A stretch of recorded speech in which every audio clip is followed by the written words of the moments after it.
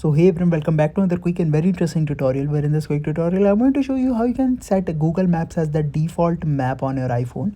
Now in order to do it, first of all, make sure you have the Gmail application on your iPhone. That's the Gmail, it's right there. Simply download and update the Gmail application on your iPhone.